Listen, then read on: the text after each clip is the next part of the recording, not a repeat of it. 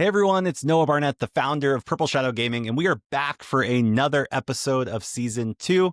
And I'm joined as always by Andy, and we invited Justin back. Thanks. Appreciate it.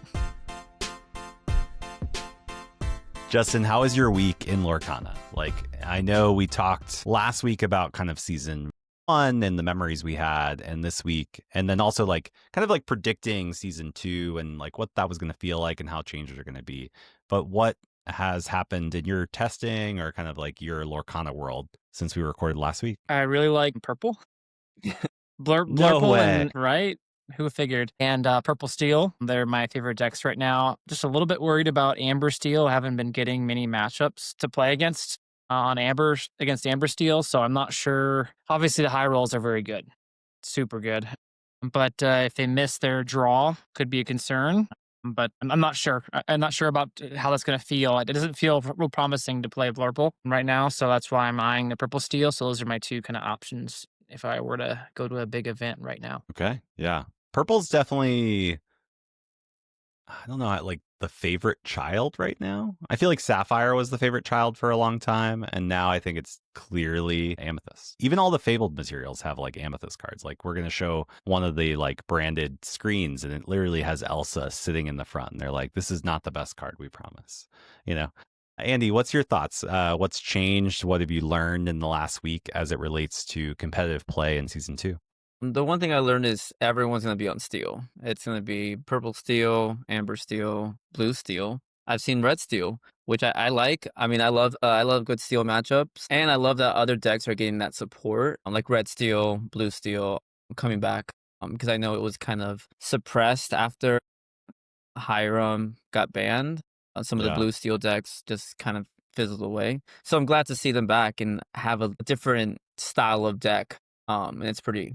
Yeah, they definitely kind of like set that up, right? Like we talked about it last week. Strength of the Raging Fire and Dock are both steel cards. So like a great draw card and, you know, really the most effective removal because it's like song removal still. It's really the only, you know, song removal left that's like clear and obvious. And both of those are in steel. And so I do think, and I'll kind of reflect on my own, that I think it's been really, really fun to explore the non-obvious steel decks. So I've even been jamming games with Emerald Steel this week. Just because, again, like you have steel, you have the whole steel package. And so you get to kind of pick and choose which of the other 5 ink colors that you want to play with. And they each kind of bring different things and different vibes. But because you're playing steel, you have some draw, you have some kind of like defense against like the super aggro decks, and you have Strength of the Raging Fire. And so because you have all of those, I do think you can kind of explore all the other colors and they're like, okay, right? Like I think it's going to be clear within the first 2 weeks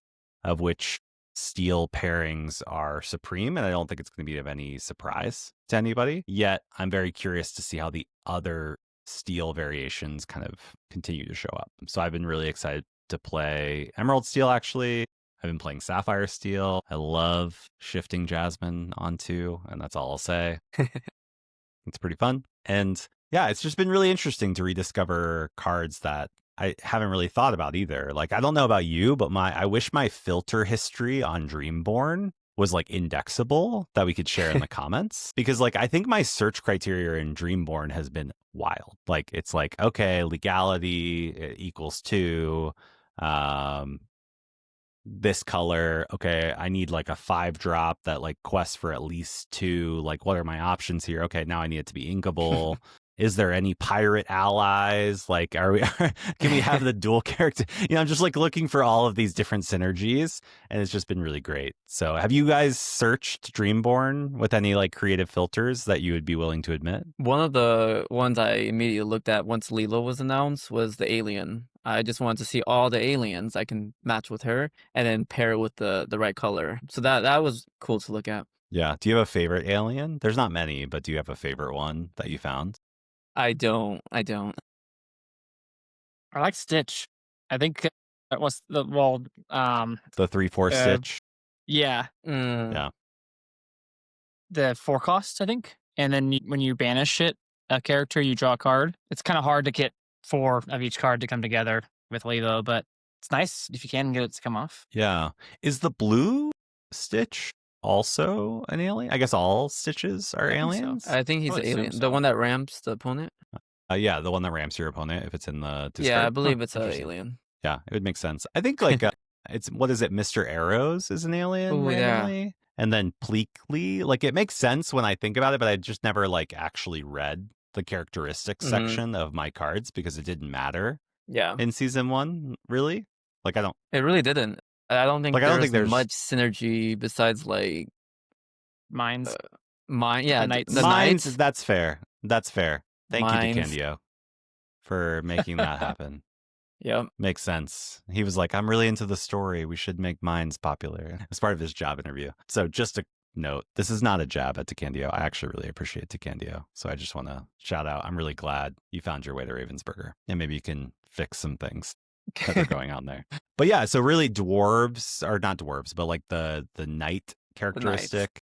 I think that's it. Is there any other one? I think that's it. Yeah, I genuinely think that's it. I'm like racking my brain. But now I think what's interesting is I do think we're being pushed more into caring about that section of the card frame. Mhm. And I think that's why Dreamborn has been extremely helpful, because I definitely did not know what some of these characteristics were.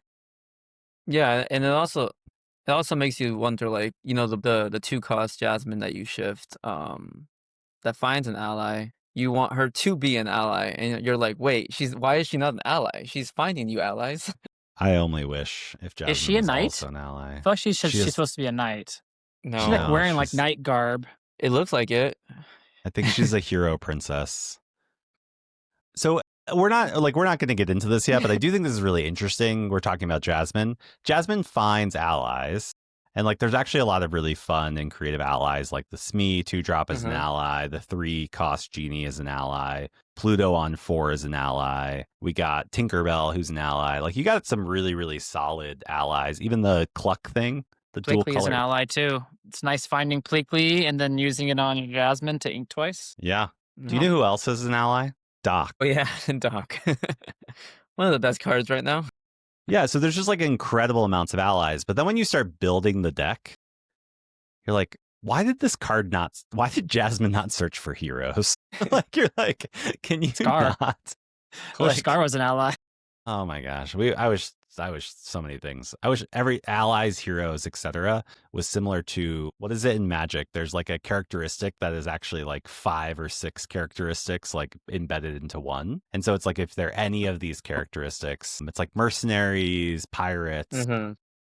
something else. Anyways, there's like a general characteristic. We need parental characteristics that Jasmine can go find. That would be awesome. But anyways, we are digressing way too far down the Jasmine train. I do have 4 enchanted Jasmines coming in the mail, which I'm very Nice. excited about before the price jumped. Anyways, but let's move on. This week, we really want to take a step further into season 2 and talk about not only the impact of how things are going to change as far as gameplay goes, but kind of what the like ink combination like identities are going to be going into season 2. And so I think what we want to do is kind of walk through a bunch of different ink combinations. We're going to share a sample deck list. We are in no way endorsing any of these deck lists we're going to show. I literally just searched Dreamborn for the most popular versions of each of these decks, which again, popular doesn't mean good. And so I just want to start there. So there's no qualms to anyone on here. We don't love it. We don't hate it. We're just using these as visual guides for those that are watching this on YouTube so that we can kind of talk through the different ink combinations and kind of what directions deck building can go. So now that I feel like I did like a financial institution disclaimer, where it's like, we may or may not invest in any of the companies spoken about on this podcast. We may or may not love any of these deck lists that we're showing you, but we may or may not play them. So if you play against us, you can't hold us accountable for any specific cards shared in today's podcast. We're going to be doing a lot of visuals. So if you're listening to this on podcast only, I think you're going to get the best experience if you literally just pause, listen to something else. And then when you get to YouTube and you have an opportunity to watch the video, I think you're going to get the most benefit out of it. We're going to try our best to support our audio only listeners, but I do think there's going to be some visuals that are going to be essential here. So I just want to call that out. So if you want to pause right now, listen to something else, and then come back to this when you have video, please do so. Now that we've gotten all the disclaimers out of the way, do you guys have any disclaimers you want to share before we dive in? I don't have any. No, sir. I think you covered them all. Okay, let's get into it. So first and foremost, we've already identified that Ravensburger, Lorcana, everyone is really in love with Amethyst. And so the first list we're going to talk about, or the first list we're going to talk about, are the various Amethyst versions of ink pairings. And the first one is going to be not this one, because this doesn't have Amethyst in it. So we're going to skip over that one, and we're going to go right here. So we're going to start with this one. Justin, you shared that this was one of the decks that you're really leading into, and this is Amethyst Steel. We've already kind of praised Amethyst, we've praised Steel, so combining the two colors together like makes sense. In addition to that, this deck was already a very popular, successful deck in set 8 meta, and really didn't lose that much in theory coming into series 9 or set 9 meta. But kind of what are the different ways that you can kind of approach building Amethyst Steel, Justin? There's the kind of a faster version. This is kind of really close to almost as fast as it probably gets. There's potential to add some burn to this, or you can kind of get bigger than this as well. So you can go kind of Tinker, Bell, Vincenzio. I think that's how you pronounce his name. We'll just call him Vince. I think he goes by Okay. Vince. Vince. Yeah. And so you can go more of a mid-rangey package. Some are leaning into like Dumbo in this and going with more evasives. Even some of the ones that have kind of like the steel cards that are temporarily evasive just on their turn, which is a neat little effect. You can challenge evasive characters, but also can go ahead and draw cards off Dumbo. So it's there's a lot of ways you can go with this. I don't know that we've completely figured out exactly what's the best build, but I think this build's very solid here, especially if you're patient with Yzma. Yeah. And so I think let's talk about a few different dynamics, because we're probably going to readdress these same concepts with all the different ink pairings. But I think first and foremost, you have to have a strategy. And I feel like there's 3 types of strategies. There's like aggro fast, there's kind of this like mid-rangey strategy, and then there's kind of this like longer control, like I'm just going to grind you out and I'm going to win the long game. So there's kind of like A, B, or C as far as like what's your core strategy. I think the second thing that's interesting is like, what is your like draw capabilities? Like, how are you drawing cards? Drawing cards in this game is so important. And so typically you have to kind of have some way to like refill your hand or kind of rebalance in those types of situations. And I think the third thing is like removal. Like, how are you going, or not even removal in the sense of just actions, but like, how are you dealing with what your opponent does, especially on the draw? And so what I appreciate about your kind of like sharing, Justin, is there's so many different ways you can build Amethyst Steel, because there's a variant, like a bunch of different ways. You can kind of play the aggro version, which is kind of what we're sharing here on screen. You also mentioned like the mid-range version, and so that has more of a mid-rangey strategy, going a little bit longer, but has more top ends. You also mentioned like different draw strategies. So in this list that we're looking at right now, you have Dolores, Genie, and Yzma, and Doc, I guess. Gosh, these decks have so many good. Cusco and Diablo. Diablo. 24 We cards. should just that end the draw. podcast here, everybody. Yeah, we are Purple Steel Gaming, and good night. There's so many good draw strategies in this, but you already mentioned other ones as well. Like you can go with the Dumbo package, because there are so many good steel cards that are evasive on your turn, which can not only defend against evasives, but it also can get Dumbo value if you need to, even though they're not evasive, like fixed evasive. And so that would be like Smee on 2, Genie on 3. There's a Jafar, I think, that's on 2 that also becomes evasive. Is that correct? There's also Happy on 1 that becomes evasive. So there's a lot of different strategies here, which is pretty cool. What do we think the weaknesses of Amethyst Steel are? Because we've spent literally 5 minutes celebrating how good it is. So like, what are some of the challenges that Amethyst Steel have to tackle if you're going to be bringing this to a tournament? Andy? I think the biggest weakness is other steel decks, because they can do the same thing with the removal and the engine with Doc. So like this list wants to go fast. It wants to empty its hand. It wants to play Doc. It wants to create a whiteboard so that you can quest out faster and make your opponent deal with it. But I do think that the issue is Amber Steel can do it as well. Blue Steel can do it, but go even bigger. So I think the main goal of this deck is, like you said, draw, because it has a lot of the best draw cards. Um, and then find that removal compared to like the other decks that can do different things. Yeah. So really fending off the other decks that if I can prevent your early game and I can use the same cards to my advantage, but I can just be bigger than you, it can be pretty problematic. Yeah. Anything to add there, Justin, that you would be concerned about or are concerned about as you're maybe considering Amethyst Steel? It can be a little easy to make bad ink choices in this if you're not reading the game scenario right. Um, and it really could punish you. Bigger evasives, bigger characters. Blurple gets to some of the bigger characters pretty quick and lock up your board. So if you start to hit like a bunch of your 3 drops and 4 drops back to back to back, and you're not able to get wider, it can really be a problem where that's your only strategy. You're only out when they start to kind of lock up the board is you just have to get wider where they can't remove everything. And so if you just see the wrong part of your deck, you can stall out. Yeah.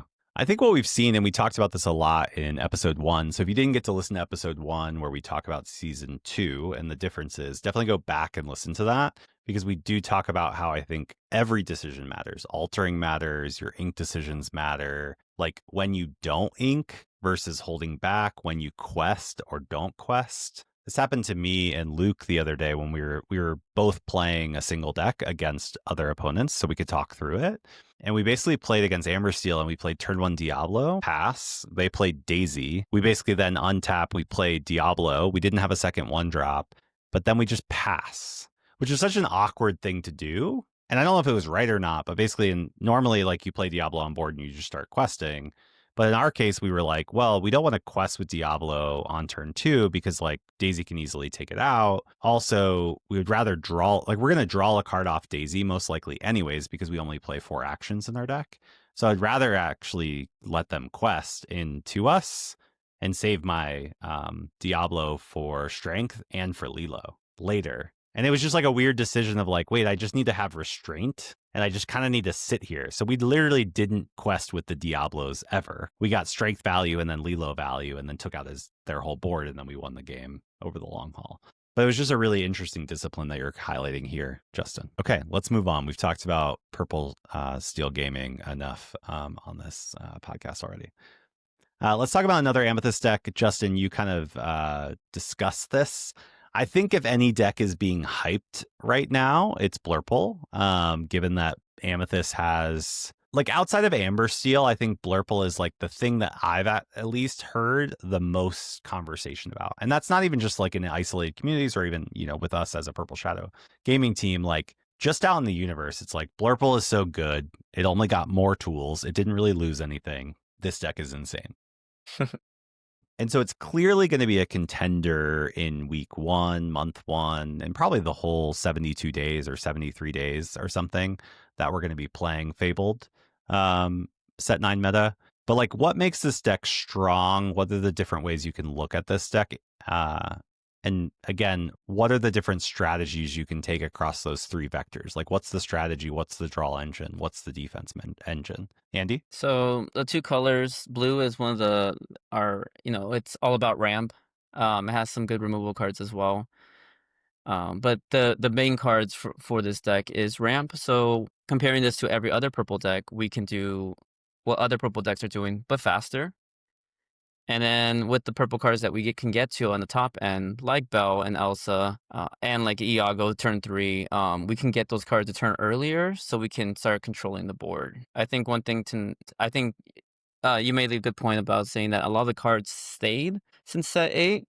So I think that's why it just feels the core is already there. Nothing's going to really change for the most part, except for like the new card, like Dumbo. Dumbo's what's everyone's talking about, because we lost a lot of draw from set 8 to set 9. So I think the package is there, and I think that's why people are really concerned. And like I've heard, let's ban Blurple. And I think the biggest thing to take from that is this deck was one of the fairest decks in set 8. And now in set 9, since everyone else is being power crept down to us, it's already set, because we didn't have a board wipe. We didn't have all the crazy songs to remove. We've been fighting the boards in set 4 to set 8, and now we can do it. and now we're the best deck because we're the best fair deck. I don't know what Lorcana's problem is with having the community uproar about banning cards that start with the letter B. You know,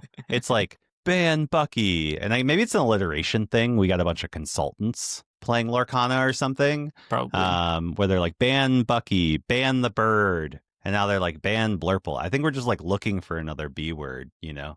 Mm-hmm. So who knows what? Maybe it's Baloo in the future. We're not sure, but I think that really summarizes it up. Justin, what are you seeing as like a weakness for Blurple? Because you already mentioned earlier in the podcast, like, you know, I don't know if you can really play Blurple because there's Amber Steel and other aggro decks. So like, what's the challenges Blurple's going to run into, even though it's a very fair, kind of like pretty strong deck? It has some of the best cards in Lorcana all in one deck. Yeah, I mean, like I said, Amber Steel can play 6 characters by turn 4. So on the play, that's basically nothing on your board can live. So you might have your 1-drop, right? That usually doesn't fight very well. What's nice now, which seems a little bit more fair, is if I play Tipo, it's not going to get stormed now. So that feels way better. So you have a body that can really, if you're playing Hypnotic Strength, can fight for you. But your 4-drop really kind of has to live to fight Amber Steel.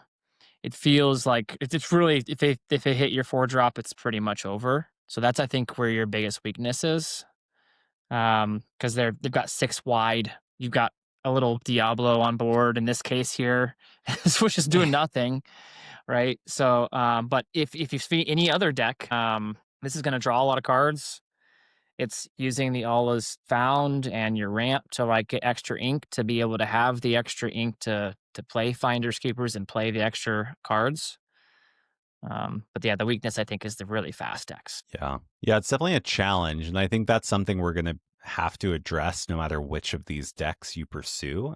You know, if you're listening to this, every deck we talk about is going to have some sort of strength and some sort of weakness. Only the steel decks are going to have strength of Raging Fire in them, but like they're all going to have some version of a strength as a characteristic, not the card. I'm just giving time for that joke to settle in because it might take a little bit. It's on a delay. But every deck is going to basically have to decide, like, do you try to win every match? Or do you just build your deck to lose some matches, but, like, not sacrifice your other ones? Like, it's kind of this, like, weird dilemma, which I actually think is really healthy, and I'm actually really excited about it. I actually like the idea. I was playing a deck recently that, like, I got paired into, like, my, let's call it my, like, kryptonite if I was Superman, and I lost. And I was just like, good. I'm supposed to lose this game. Like, I can't beat this deck. You know, like I was on the draw too, so I was already disadvantaged. And it's just like, I'm going to lose if I get paired into this deck. And I think it was just okay. And I think we have to be, as competitive players, like we're trying to promote, like, how do you level up your play on this podcast, right? It's not just like the casual player, but it's like you kind of have to be okay losing. And I think that's just an important characteristic that people need to be thoughtful on as they're playtesting. It's okay if you lose to a matchup. You don't have to like obsess over it. I agree. As someone who's played Blurple for the last 4 sets, my kryptonite is Steel Song, or was Steel Song, and just always seeing that area on turn 3 and just like, or that Cindy on turn 1, just like, this is gonna be a game.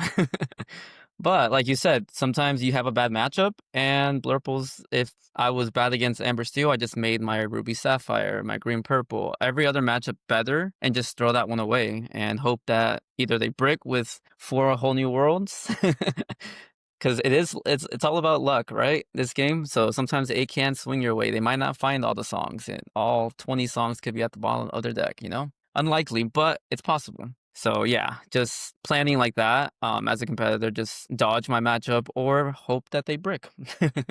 As someone who finally picked up Steel Song again in my last set champs of set 8, which I happened to win because that deck is insane. Game 2 that I lost against Blurple in the finals, I had all 4 whole new worlds in my hand at one time. Mm-hmm.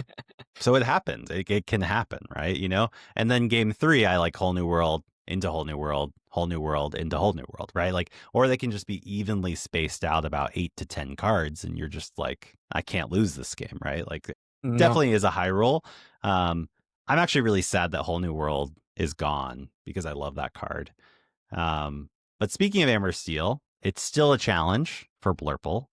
And now we have a new kind of, not necessarily a new, but we have like a newish version. It's not like the Steel Song version. It's more of the aggro version that's kind of sustained into set 9. And so, Justin, do you want to tackle this? Like, what is Amber Steel trying to do? And maybe like, what are the different strategies? What are the different ways you can approach Amber Steel? Sure. Yeah, this is obviously trying to go really fast. Just all these cards say quest for 2. So y- they're gonna run on a bunch of characters and see is this 20? And if you can't stop them from getting to 20, then it's their game. Like things like Nala, right? She doesn't fight back. She's just trying to get to 20. Even things like that. I thought this was interesting. This Aurora actually can allow you to play Tiana on turn 2. I think that's a pretty interesting take on this, but clearly just trying to go very fast. Does a little bit of removal, right? Just kind of remove some one barrier from being able to quest a little bit extra to just get over that finish line. It's really almost the only strategy kind of I see here. Yeah. So whereas before, maybe in prior sets, Amber Steel kind of had multiple approaches. I still think there's a way to build this deck in like a mid-range format. I just think it's like so much worse than the aggro version. I think Amber Steel is kind of just like the quintessential, like I'm better at being aggro than any of the other decks. Mm-hmm. And so it's kind of the queen of that category of strategy. And then too, like we've been talking about, like it still has the steel package. It can still draw off dock. It still has Strength of the Raging Fire. This version's not playing it, but it even still has like Captain Hook and Calhoun if you want to kind of play the anti-back strategy where you kind of have the on the play draw or on the play line and on the draw line, right? Like you can actually play both strategies and like lean into it. This one feels very much like I'm just trying to get to 20 as fast as possible, but there is a way to build this deck that kind of has both strategies here. I think the big call out, which like she didn't really get her celebration in prior sets, but Tiana, right? Like that card's really, really interesting and kind of shakes up the way this deck wins and why it wins. So can you, just for those that maybe aren't following as closely, Andy, like why is Tiana like a game changer now when like Tiana's been around? So like why did we not play her before? Like what's shifted between season 1 and now this new meta where like Tiana can actually maybe like kind of shine a little bit more in this Amber Steel aggro deck? So one of the main things that went away is a lot of removal, and those removal being red. I know we still have little Sisu, but without big Sisu, it feels just like a very uninkable, like a bad top end. We lost Bra, we lost Maui. We lost a lot of just really good removal to get rid of Tiana. Like if you play a Tiana on 3 and they just brawl you, yeah, your whole turn's over and like you just wasted an uninkable slot on a card that did nothing for you. And you want your uninkables to, you want to play them because you want them to be good, not be fearful of a little Sisu or a big Sisu. So now with less removal, without even steel removal like Zeus, Storm, you can double Storm because we had 3/4 cost singers, like 3/4 cost singers by turn 3, so we could kill it easily by double singing. So all that removal is gone. So now without it, Tiana only has to fear for strength mainly, because that's the only real playable right now. I can see Little Sisu coming back eventually. I just don't see the vision yet. Fox and Crab were really good too. Yeah, Fox and Crab also were stoppers to Tiana before. Obviously, you kind of have to have either already established or the extra ink, but they go a long ways. That's true. Yeah, I think it's a great point. So really just like our way to efficiently deal with a 4 strength character is tough. Or sorry, 4 defense character, but then also the fact that like we lost all of our ways to deal with a 1 strength character as well. And so like on both sides of the fence, we kind of lost our abilities to be able to deal with this. And so when you do play Tiana on 3 into Pluto, like which is kind of the typical line that people are talking about, like it's pretty devastating if the Amber Steel deck is on the play. Now the question is like, can it sustain on the draw? If it has to win on the draw twice, if it's not leaning into like a hybrid strategy, I think that's debatable. And I think that's what, again, you have to decide how you want to build this deck and how you're going to approach it. But it's a great deck. I think it has a target on its back starting week 1. I also think like there's a part of people that if you just know how to play this deck and you shuffle it up on week 1, you're probably going to do fine. Because it is a deck that just gets over the line and gets to 20, which is how you win in this game. Okay, let's move on. We've talked about Amber Steel. We've talked about Amethyst Steel. We've talked about Amethyst Sapphire. Next deck we want to talk about is Emerald Sapphire. So we talked about Amethyst. We talked about Steel being really strong. This includes neither of those. So like, why is this deck good, and why could it be viable in the set 9 meta? So the big card in this deck is your new B prep of the set, basically. Under the Sea. So like we mentioned, Amber Steel aggro goes fast, but everything that most of the quests, like the Nala, like the Tiana, like the Arrow Dog, everything has 2 or less strength. So it's as long as you can set up singers or ramp fast enough, you can under the Sea their board and just come back with all the green cards that give reckless, because you can just stall them out, and as long as you can stall them out, they can't do anything. They have to hit your big chunky bodies like John Silver, Clarabelle, Fred. I got wrecked by Fred earlier. He drew, like, my opponent drew 2 7-cost Clarabelles off of Fred. So that made me really sad. What does Fred do? Fred, when it quests, you reveal the top card of your deck until you reveal a Floodborn. And what you realize is in this deck, there is 1 Floodborn. Wow. Well done. Yeah, well done, right? Like, cute. Yeah. That's interesting. Yeah, it's very interesting until they do it against you. And while we're talking about the big cow, Clarabelle is in this deck, which, again, Clarabelle like has seen a little bit of play, kind of back and forth, etc. I think, again, right now, because card draw is at such a like premium, something like Clarabelle into some of these other decks can be really, really strong. You can clear your hand with all of your ramp, and so you can ramp to the board, and then you can pick back up. And so this deck, I think, does a number on the other Sapphire decks. So we talked about how like there are certain decks that do numbers on other decks. Like I've struggled with every Sapphire deck I've played into this deck that's not the mirror match. And so I think what's interesting is like what I've found is like this deck's strength is like into the other Sapphire decks. Whereas I'm not as afraid of this deck or this strategy if I'm also going fast and clearing my hand, because their ability to recover is kind of cut off because I have no cards in my hand as well, typically, unless you're able to like shift under You're Welcome, and do the whole song and dance. But like that doesn't happen that often. And so because of that, I think it has less strong suits unless it does pull off at like an exact timed Under the Sea. And in this case, I forget what this card's called, but it's the 6-drop blue song. Heads held high.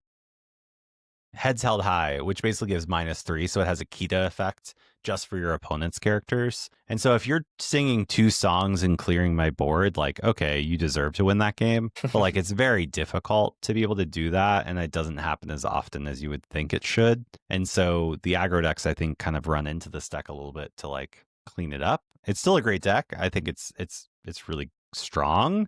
It's just a matter of like when and like in what meta, how and when should this deck be deployed. Any other weaknesses you see with this deck, Justin? The removal is putting a lot of stuff back in their hand, so they can. It can lead to more into the battlefield kind of benefits, and for example, You're Welcome, loading up with 2 cards. What you're trying to do is you're trying to pair that with Clarabelle, obviously. So the removal is not excellent here. It usually requires multiple cards. But once you get set up, like Andy was saying, with those John Silvers, you really can lock out the game. I think what you mentioned was one of the weaknesses is a lot of early aggression where you need the perfect cards in this to kind of keep up with it. Yeah, for sure. One card that's missing from this list, but I do want to comment on because it is a potential strategy, is going with Bend to My Will in this, which is very interesting, where you like draw up and then you bend, and so your opponent has no cards and you kind of have cards to kind of like make even the Sapphire matches even worse. I think this one's leaning more into like assuming that there's more aggro decks, and so it's leaned into that versus like including the bend package. But I do think that's another strategy depending on the meta and how it evolves, where like Bend to My Will might be an interesting strategy to go back to, which is very similar to the set 8 Baja Blast decks that we saw in the meta. And so we'll see. I think it's interesting, and we'll see kind of how it evolves. We've talked about 5 decks, and I think we would all agree, but maybe if there's any disagreement, feel free to just jump in and interrupt me. But I do feel like these are like the clear 5 decks that are like stronger, or the ink pairings that are like clear and obvious stronger. It doesn't mean the other ink pairings are not strong. I just think like these are the 5 that we just talked about that are like very strong and very clearly like, I think, good picks for the first week or first month. Any agreement or disagreement, or maybe another one that we didn't include? I really like Blue Steel. I think it looks like a lot of fun. I think it looks strong. Is Blue I think Steel even that's in my list? Oh my goodness. It's not. It's because Blue Steel's supposed to be a secret, Justin. Too late. You can cut that part out. Okay. Hey, No, I do agree with the hey producer, can you guys cut the Sapphire Steel comment out? We don't really want to reveal that. Okay. No, good. no. Please Okay, don't cool. play Blue Steel. I don't want to play Blue Steel as a Blurple player. It's a bad matchup. So these are some of the good decks, but let's talk about a few of the other ink pairings. I clearly excluded Sapphire Steel from my list, but we've talked about that extensively at the top of the call. The other deck I realized I excluded from the resources I pre-prepared for our call was Ruby-Amethyst. And so before we move on, I just want to kind of take a minute to talk about Ruby-Amethyst. I think since set 1, Ruby-Amethyst has been the deck that like everyone's like, oh, it's dead, it's dead, it's dead. And like every set, it's not dead. And so again, there's like these, you know, murmurings or maybe whispers in the well that Ruby-Amethyst may not be a great pick for this. But if we were trying to argue why it could be good, what would we say? So without discussing like the negative sides of it, what would we discuss that are potential positives in set 9? Andy? Positives are red purple right now. Okay, Justin. You want me to take this one? Justin, how about you let Andy think a little bit, because this is going to be tough. But yeah, Justin, what do you think? One of the I can say one card that is good in that deck, and it's going to be Shark. Shark's going to be a good card because it's something that needs to be answered, and with less answers in the game, it can potentially live longer if you bring out removal, and it doesn't even need to hit anything. It could gain lore by just standing straight and you drawing cards, you using actions, be king, and that could be a strategy. Just using all the songs that remove single target removals and gaining lore passively like that. I'm not certain that Maui the Shark requires removal actually, because there's not as much depending on what you're playing. Maybe it doesn't. You don't care about the actions that they're getting back depending on what you're playing. But I think the strength is that they've got a lot of pretty decent evasive characters to leverage Dumbo, but they can't fall behind on tempo because they don't have that reset button anymore, which I think is why we probably won't see. I think why it might truly actually be dead now is they've always had B prep, and so that's why it's always been a factor. Yeah. I think what isn't, let me stand up for Ruby-Amethyst before we get just like shredded in the comments. I do think having a lot of evasives is really helpful. They also have Dumbo, so that's like their draw engine. They have Shark at the top end. They have some interesting cards still, like Bee King, A Pirate's Life. I think you still have Finders Keepers if you need to draw more against more of the control matchups. It's inkable against the more aggressive matchups. You're like a turn or two slower than the old one because you don't have Maui 5. You now have like Goofy 6, I believe, and it's uninkable, which is kind of awkward. And you don't have ramp, and so you're kind of just like playing value on curve, which is kind of awkward compared to the other decks, because it feels like the other decks currently are either ramping up to play value on curve but a turn ahead of you, or they're just playing cards that are like Quest for 2 way ahead of you. So it's like they're either playing the early game that's better than yours or the late game earlier. And so like that's where like Ruby-Amethyst feels like a very fair deck where you're just going to have to play like a 1-drop, a 2-drop, a 3-drop, a 4-drop, a 5-drop, a 6-drop. I do think they have quality characters in all of those spots. And it's just a matter of like, is there the right sequencing of kind of like 1, 2, 3, 4, 5, 6s that make the on the draw matchups actually work, because you don't have the reset button, as you mentioned, where you can kind of just like ignore your opponent for a minute, reset, your opponent's at 12, but you can kind of come back. Like you don't have that option anymore. So you really have to like defend to board on curve, which I do think is really difficult with this deck. But I do think it has some good qualities. I do think Evasive is strong. You do have the new power line, so you can sing things better now because you do have singers. There's a bunch of interesting sing together cards in Ruby that like I do think are kind of interesting. Like if you sing the Brother Bear one, The 8-cost one. I feel and like you have Shark on board, you literally get to clear their board because you can keep bringing back Brother Bear song. I'm just going to call it that. I have no idea what the actual name is. You basically clear the board without your characters dying because it is B prep, because you basically like sing it, ready all your characters, challenge everything, get back Brother Bear song, re-sing it, do the whole thing. Like you can basically do the whole song and dance multiple times, which maybe is the new B prep. It requires obviously more cards, but I do think it's somewhat interesting. I don't know.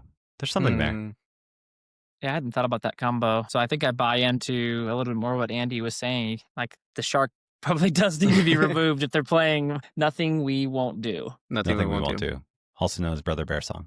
I feel like if we ever get back into a control, like if Amber Steel somehow gets controlled by a deck that like Blue Steel, maybe Red Purple can come back because they do have really good draw engines.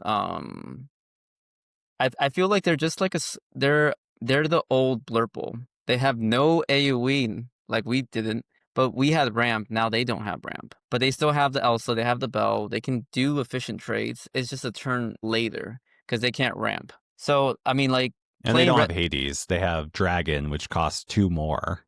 Like, you know, right. type thing. But they do have the other Hades that draws. That's the cracked Hiram. Like I said, control meta. It could come out. Yeah. And I just think what happens then is like Amber Steel just comes back and like runs over all of these decks. So we'll see. I do expect these 72 days to be like what we've seen before, where it's like aggro in the middle at the beginning, and then there's like these mid-range kind of like super high value decks. Then there's like the better control deck that comes in, and then like Amber Steel comes back and like wins tournaments again, you know, type thing. Something like that. But we'll see. We'll see how it goes. That's the flow of the meta. Aggro, beginning of the set, control the aggro, and then control decks, red decks, like previously. Ruby Sapphire, Red Purple, Blurple, and then it comes back. Yeah. So we talked about Ruby-Amethyst because we have to.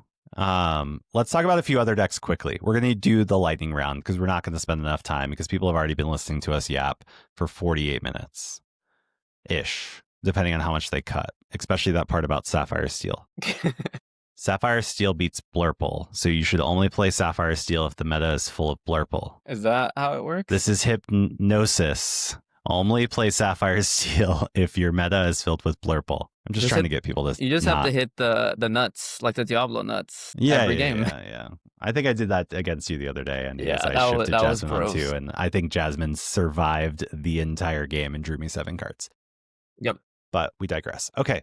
We're going to go rapid fire, and we're just going to get your opinion about ink combinations that we haven't talked about yet. Okay.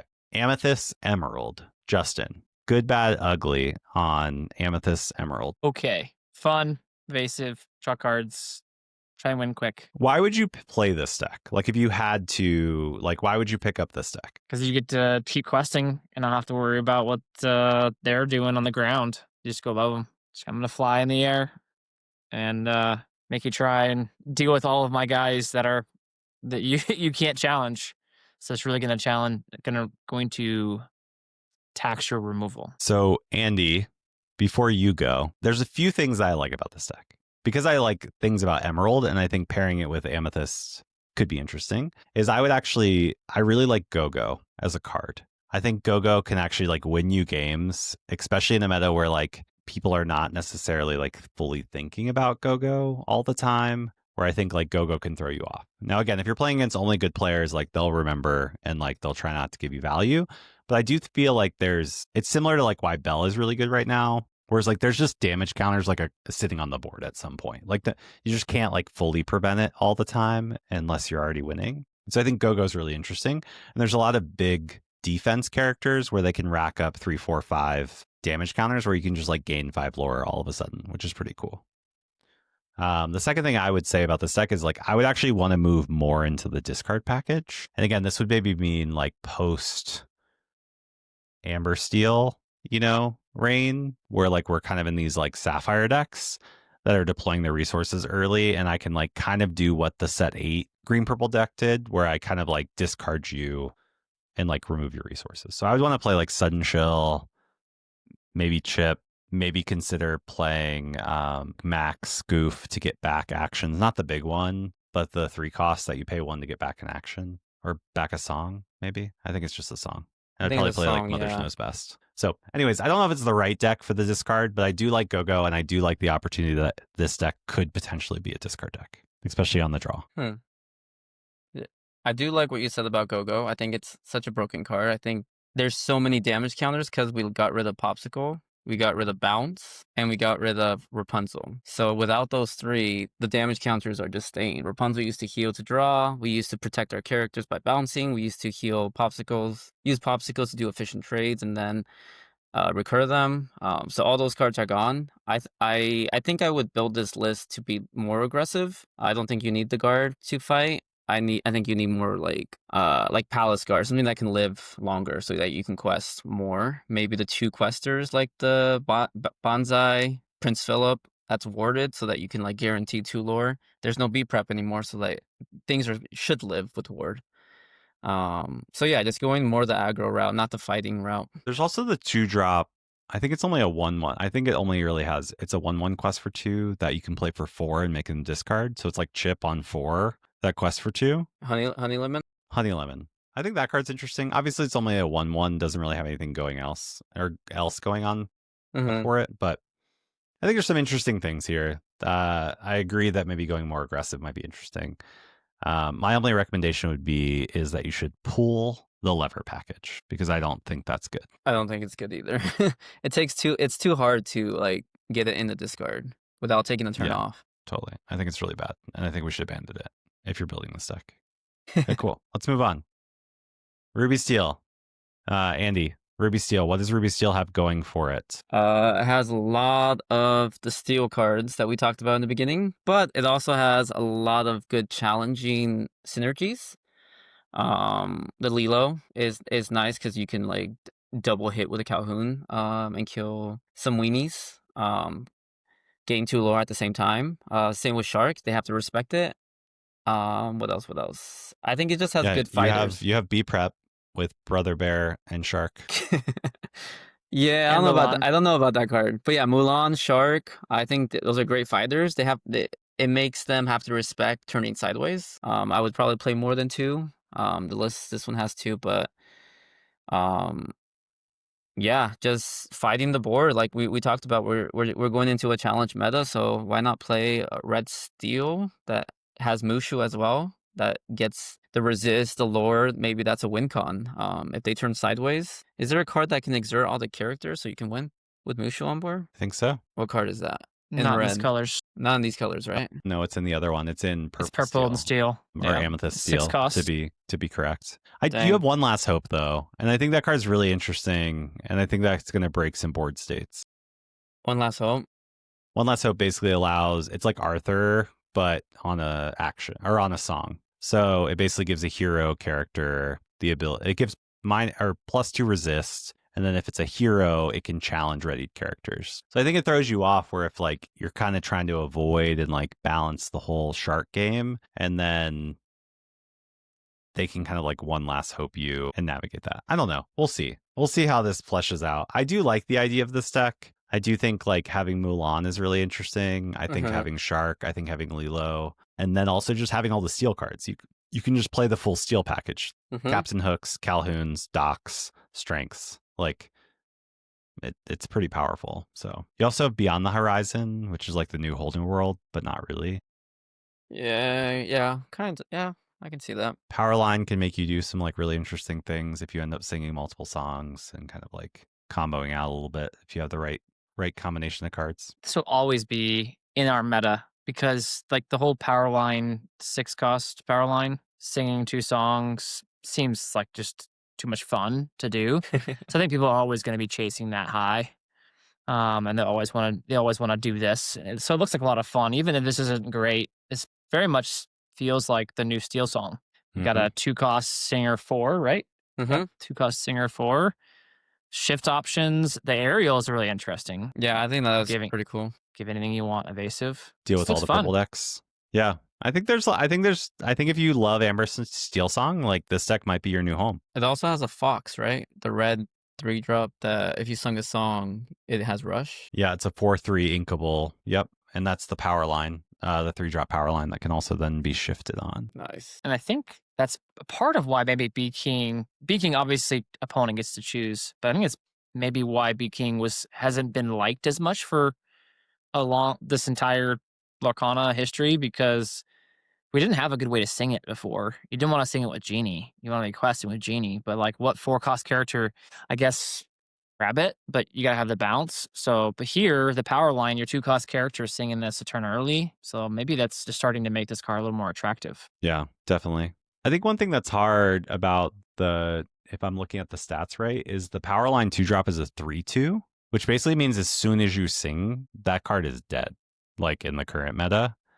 So you really have to be thoughtful with singing with that character. Whereas if you think about like Vanessa or even Troubadour, like it was just like a little bit harder to kill because they need a 4-strength character. Whereas I do think they made this card really fair, because the fact that it also is a shift target, they kind of needed to be like, you either sing with it or you shift onto it, and like you can't have both. Like that feels unfair. So I think it'll be interesting to see how this actually plays out. But if that card was a 1/4, I think this deck would be insane. To be frank, because the fact that you could sing and then shift would just be too good. Or double sing, like sing one turn, sing the next turn. Like That's true. I just think it would be really good. Yeah. Can even sing strength on 3. Yeah. You go 1, 2, yeah. 3, sing strength, which is pretty strong into the current meta. Yeah. You could do 1, 2, 3, strength, give evasive with aerial to your 1-drop, and then kill something that had evasive. I don't know. Maybe I'm thinking like, I mean, you would get I don't power line know what that evasive, is. right? Well, power line would sing. So Yeah, but doesn't it's the exhausting. aerial give evasive as long as you play a song?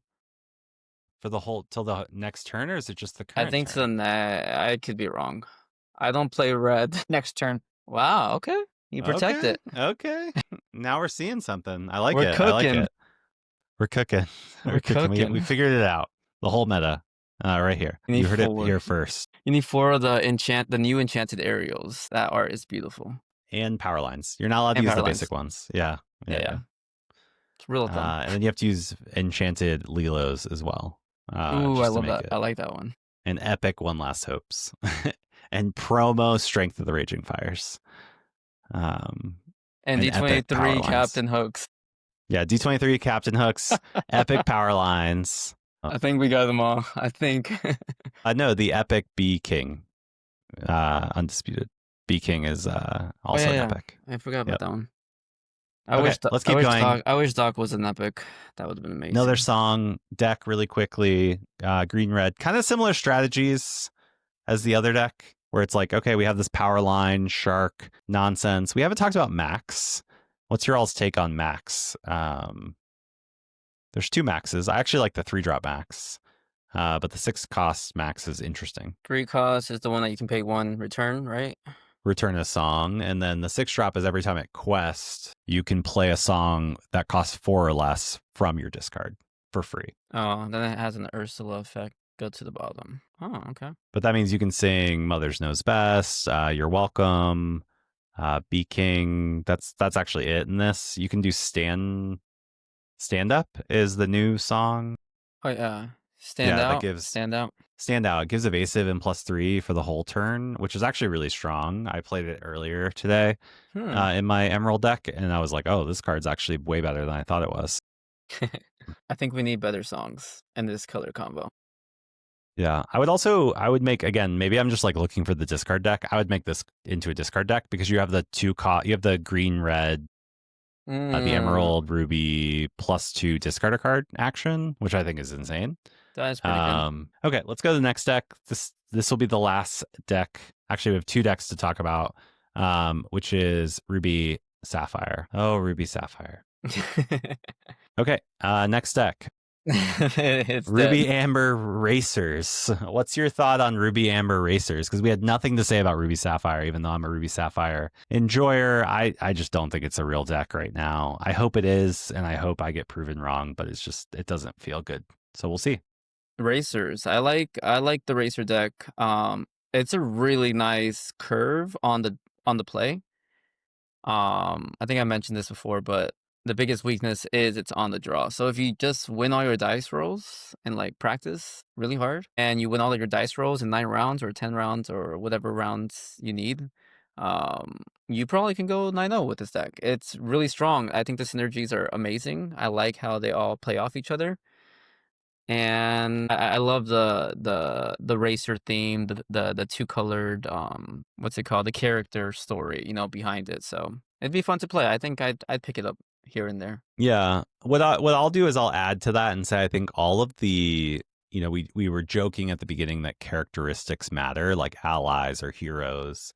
But I do think this is a set where some of these like tribal decks, I don't know what else to call them, like kind of that's what we used to call them in Magic, but like these kind of like group decks where it's like, hey, we're going to play all racers, or we're going to play all allies, or we're going to play all heroes, or we're going to play all princesses or all queens and princesses. I think there's a real shot that like we might see some of these decks stand out in the current meta. And I think it's going to be interesting to see like where it falls, because if you're going to win all your die rolls, like why would you not play Amber Steel aggro, right? Right. Like, so I think it's like a matter of like, is this deck good enough in comparison to the other deck that also can just high roll you? And how does it then evolve? Or is it more insular to the things that counteract Amber Steel? I don't think that's obvious, but like maybe this could be like the second aggro deck that kind of comes back in and really takes care of other things. So yeah, maybe. I do like that everything but what Mini is and Hercules is from Wreck-It Ralph. I think that's pretty neat. yeah, well, that wraps up our kind of initial ink combination kind of conversation. Unfortunately, we lost Justin due to internet access. And so Justin's final comment that he texted us is, green is the worst. I'm out. No. So if you pair into Justin, I don't think he's playing Emerald. Be him with Emerald so you can convert him. That's the play. That is the play. But Andy, if you had to just pick one ink color that you are definitely including in your month 1 list, what color would that be? It would probably purple. Purple has just way too many good cards. And I like drawing cards. I hear you. I really like Amethyst as well. I think I'm going to choose Steel on my side. I think like I really like all the Steel decks, and I don't want to necessarily like lock myself into maybe Amethyst Steel because I do like, I've been playing Sapphire Steel a lot. Again, I really want to crack Emerald Steel. I want to play Ruby Steel. There's something there. So we'll see. No, I like that. I think Steel is the most versatile color because of that package. So yeah, maybe someone at CCS or Ink or the first week tournament solves Red Steel and they win the whole thing. And then we just start playing that. Yeah, I think it's again going to be an interesting meta. I'm really excited to see it. So next week, what we're going to do is we're going to dissect the week 1 meta, because SSG, and I'm sure there's going to be some other tournaments that post up online this weekend. So we'll be back next with some live action. We'll also be able to like hold Fabled cards in our hands, which we still haven't. And I feel like we've been talking about Fabled for like a month or more. And so that's really exciting. But Andy, thanks for being here as always. And thanks for, holding out till the end, unlike our fellow Thanks for traveler. having me. Yeah. Thank you all for being here. If you enjoyed this episode, definitely like and subscribe. If you're on YouTube, subscribe to our channel. If you're listening to this on audio only, subscribe on whatever podcast app you're listening to now, whether it's Apple Podcasts or Spotify. Also, if you want to support us in what we're doing here, go to purpleshadowgaming.com and you can get what I think is some of the best card sleeves in the game, Viper sleeves, and you can get a discount by using Quest Like a Pro at checkout. That's Quest Like a Pro at checkout, and you can go to purpleshadowgaming.com. If you want to click on the link in the show notes, that will also take you there as well. Okay, we're about to go into it. Next time we talk, we'll be holding Fabled cards, and we'll hopefully have Enchanted Dumbo. Enchanted Double or Iconic. Maybe an Iconic. Or that would be epic. Thanks, everyone. We'll see you next time.